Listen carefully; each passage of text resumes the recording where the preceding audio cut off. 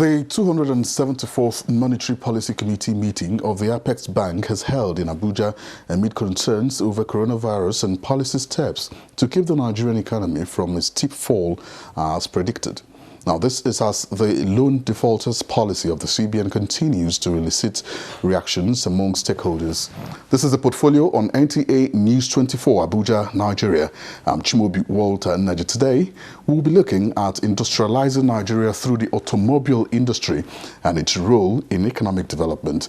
We'll now join Comfort Amadou for the business news segment. The program returns shortly. Do stay with us.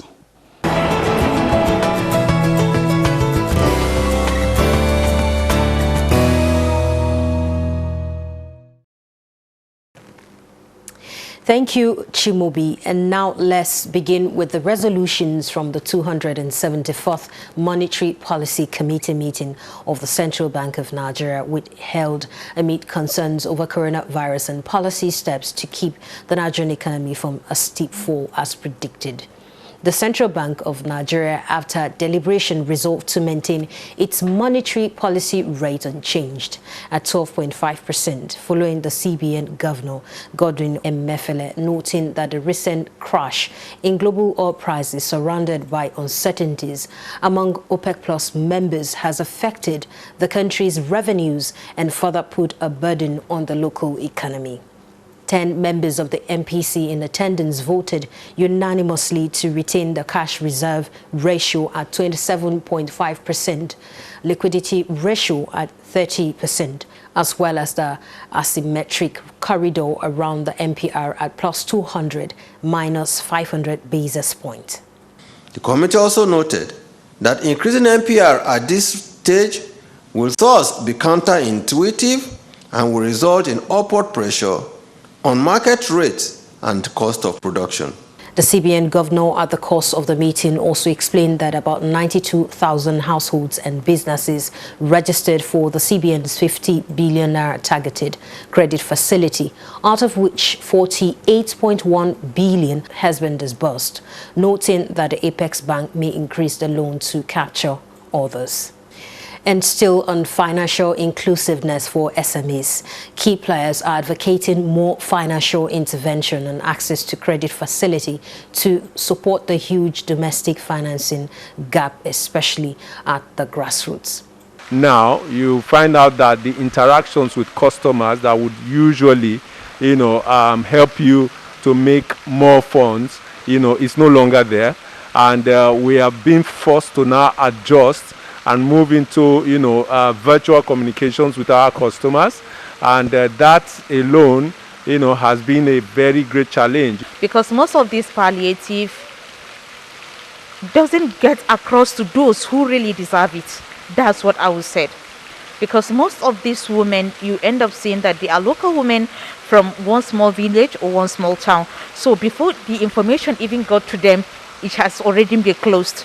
So we want the government, in any way, no matter how little, if they can create information dissemination that's in a way that those women can get it immediately when they start the program. Any information we have for our exporters, for the MSMEs, we pass down to them because we know that export business trickles down to the grassroots. And that's it on the news segment. Stay tuned for more on the portfolio with Chimobi Walter Naji.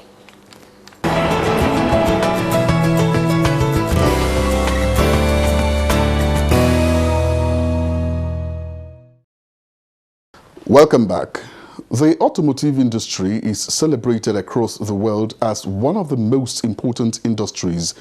In 2017 alone, the World Association of Car Manufacturers Organization, Internationale des Constructeurs d'Automobiles, OICA, revealed that about 73.4 million cars and 23.84 million trucks were produced in the world.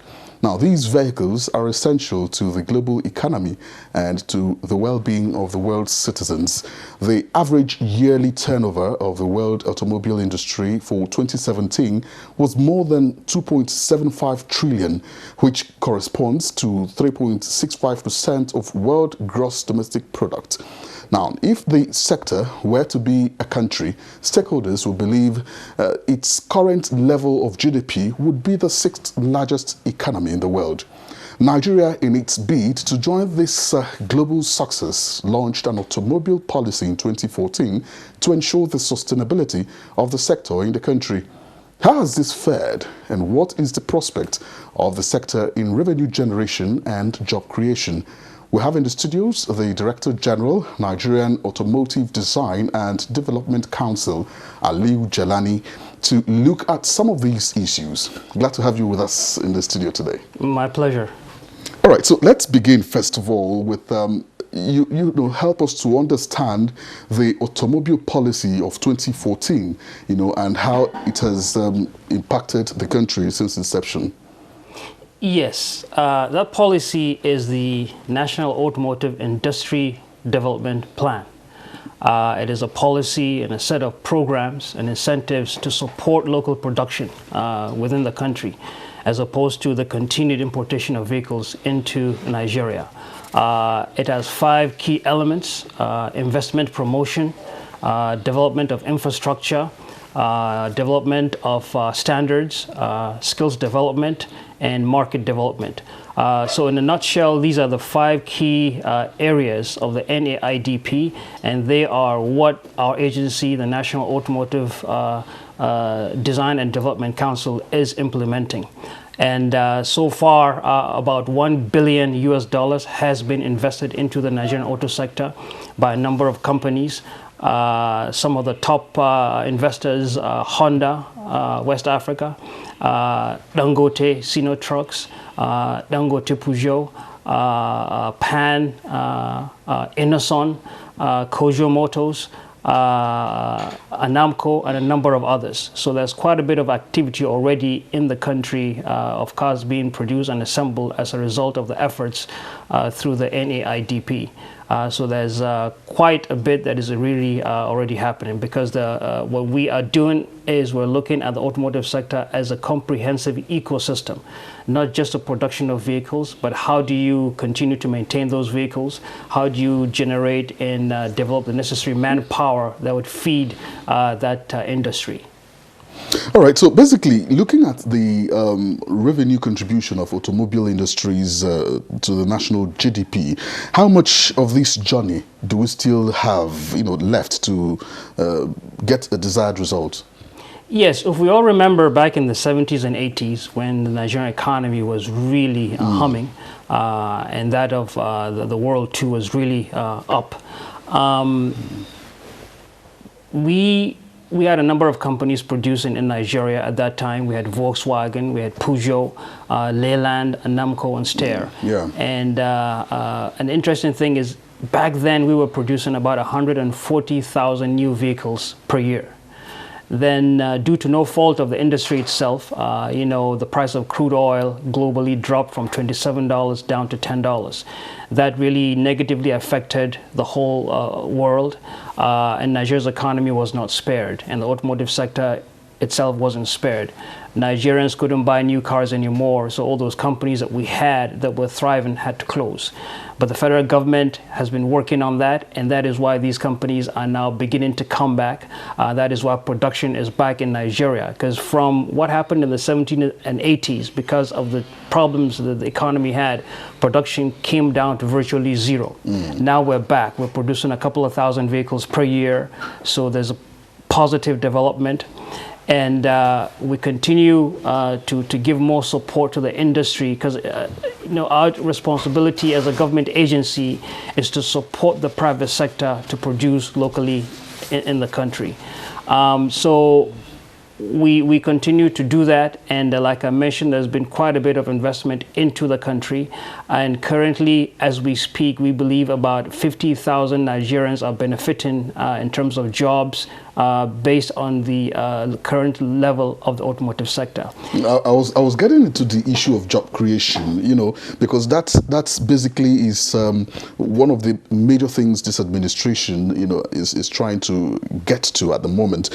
How much of job creation are we expecting to get from that sector vis-a-vis the 10 million jobs that the president is looking to create by the end of 2022? I believe a significant amount. There are quite a number of ways that we're approaching this. By encouraging the production of vehicles themselves, you have people who would be hired to assemble and produce those vehicles. Then what we're also doing is we're building 6 automotive training centers, 1 in each geopolitical zone, to train Nigerian youth in mechatronics. So through that, we hope to really reach out to tens of thousands of Nigerians, empower them, give them the necessary skills to be able to diagnose and set up their own workshops or work in any one of these companies that have already been set up or are coming up. So like I said, there's a whole ecosystem, and a significant pillar of that is job creation, developing the necessary manpower.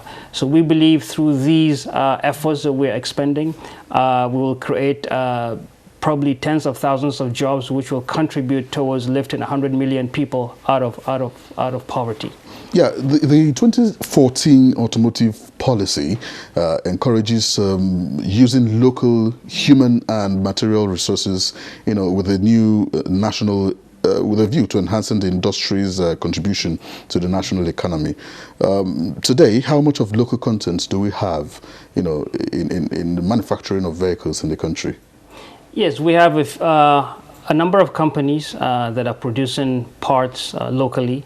Our focus recently has been to really increase that amount, increase the percentage of local content that go into the vehicles assembled or produced in the country. To that effect, we are liaising with a number of key stakeholders, both within Nigeria. Just last week, we held a meeting with a number of chief executives of Toyota, Hyundai, Volkswagen, Nissan, to see how those companies can really come in and support the production of vehicles in Nigeria, and also the production of components in the country. As you're aware, another problem that Nigerians face is when something goes wrong with your vehicle, you're at the mercy of either the mechanic or the part that goes in. Sometimes, or a lot of times, those parts are substandard. So as we look at increasing local content, we're also looking at how do we make sure that these parts, these spare parts available in Nigeria, meet minimum global standards. And that is why we are building 3 automotive testing facilities and laboratories: Lagos, Enugu, and Zaria. And these facilities are about 90% complete with the process of installing the equipment. What these are, they would be facilities that when they're up and running, unless a part or component is certified by us at any one of these facilities, it would be deemed illegal or substandard, because we are working towards protecting the Nigerian public and ensuring that the spare parts and components that go into not just the vehicles produced, but even those in the aftermarket meet minimum global standards. Yeah, when you were talking, you did mention something about having companies produce parts of the vehicle locally here. Do we have companies also who are into full manufacturing of vehicles, or are we still doing assemblage? Yes, that is an interesting topic you brought up. If we all remember the days of Henry Ford, when he introduced the Model T around about the beginning of the last century, he virtually produced every nut and bolt of that vehicle. The automotive industry has since evolved far ahead of that, whereby a company comes up with a design on the vehicle, they develop it, but then they work in tandem with other suppliers who provide and supply all the different components. So it's a global network. For example, a vehicle that is made in the USA, a Chevrolet made in the USA, a very proud American brand, has parts and components coming from China, from Brazil, from Canada, from everywhere. So when we talk about manufacturing a vehicle, no one company any longer produces everything.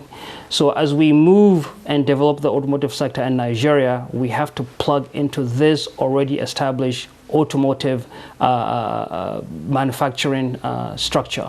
And specifically for Africa, there are already very strong automotive manufacturers and producers that have footprint in Africa. And what they're looking at working with us is setting up regional manufacturing and supply structures. So, for example, if instead of a vehicle to be produced, sold just in one country, vehicles would be developed, produced, but sold regionally. So a vehicle to be produced in Nigeria would have parts coming from Nigeria and from other parts of Africa.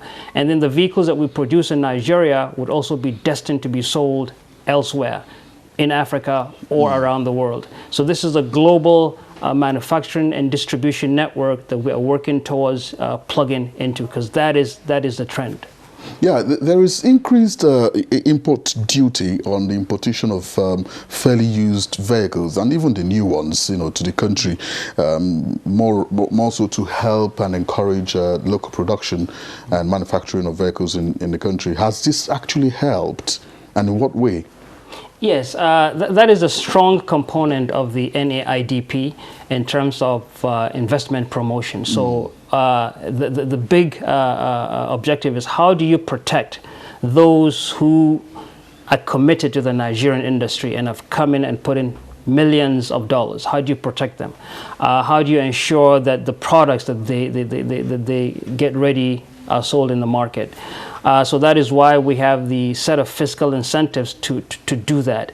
And that is why the current policy has 35% duty on used vehicles and 70% duty and tariff on brand new vehicles.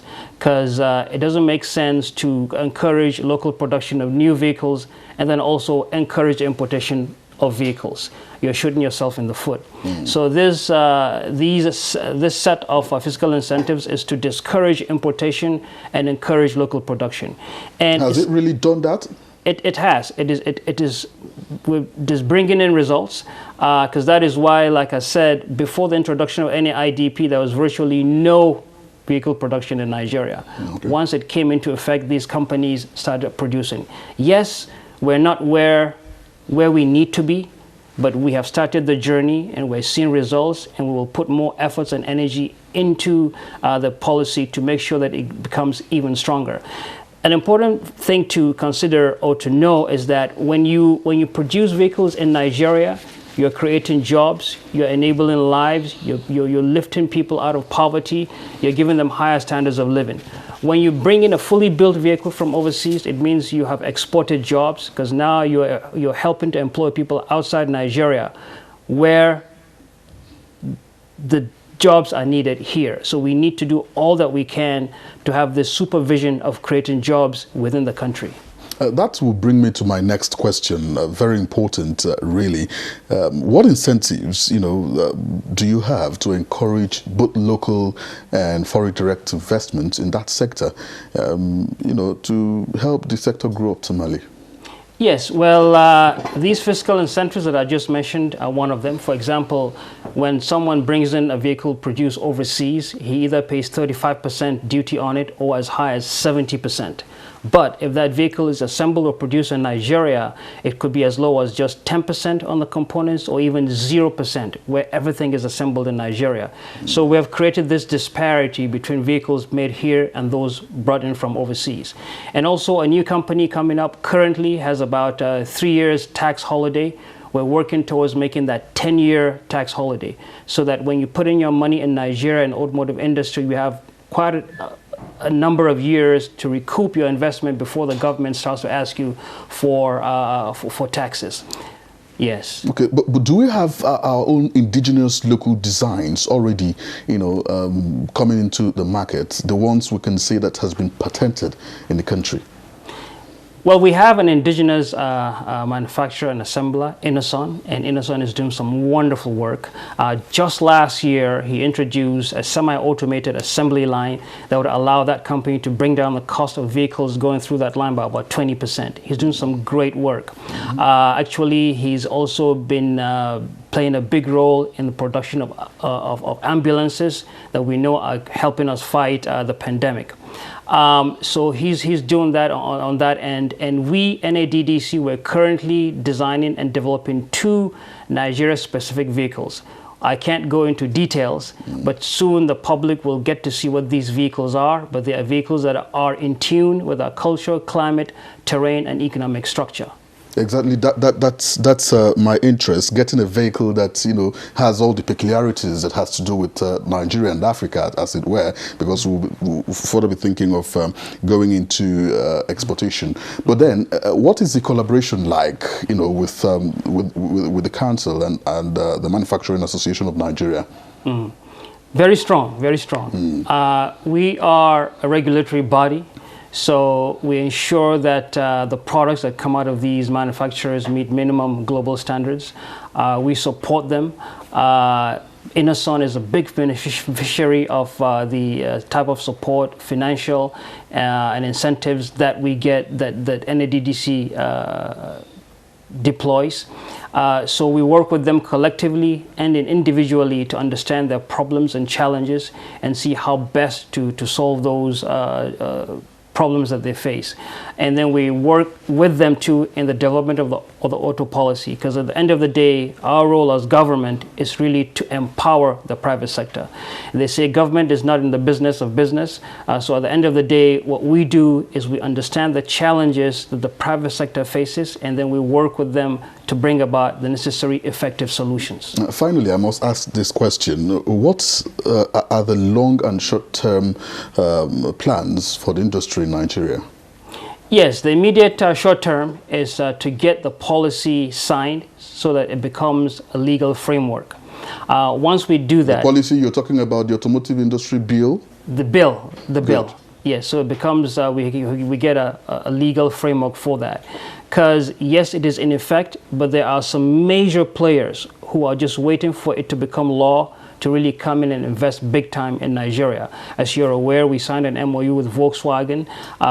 So other big companies like that are ready to come into Nigeria. Just one of those companies, when they come in, they could set up factories that could produce vehicles in the neighborhood of 100,000 vehicles per year. That is a definite 50,000 job jump to the Nigerian economy. So we're very eager. We're working very closely with our parent ministry, Federal Ministry of Industry, Trade and Investment, and the presidency and the National Assembly to really get that bill passed and signed. We're now reviewing it, and as soon as we're done with that, we hope that it gets passed by the National Assembly and also assented by Mr. President. Once we do that, the short term, we believe the capacity of production in Nigeria would jump.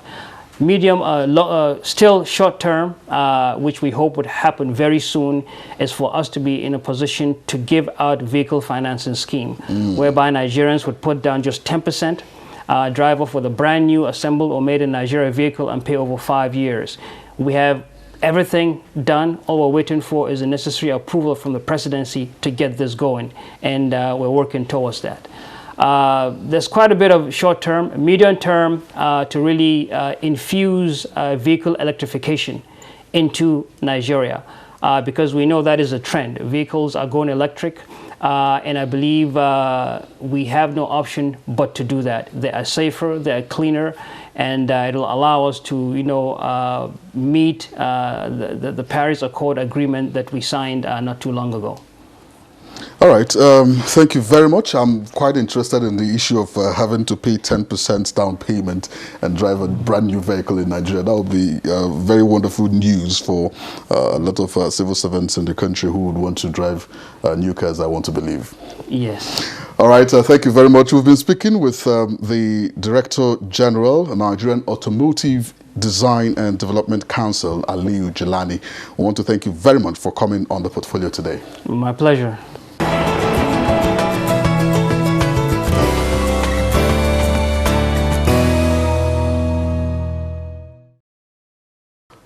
Thank you and welcome back. This program will be available online, and also catch up with us on our social media handles showing right there on your screen. We value your feedback, so keep the questions and comments, of course, with your suggestions coming. Till next week, I remain Chimobi Walter Naji. Do have yourself a pleasant week.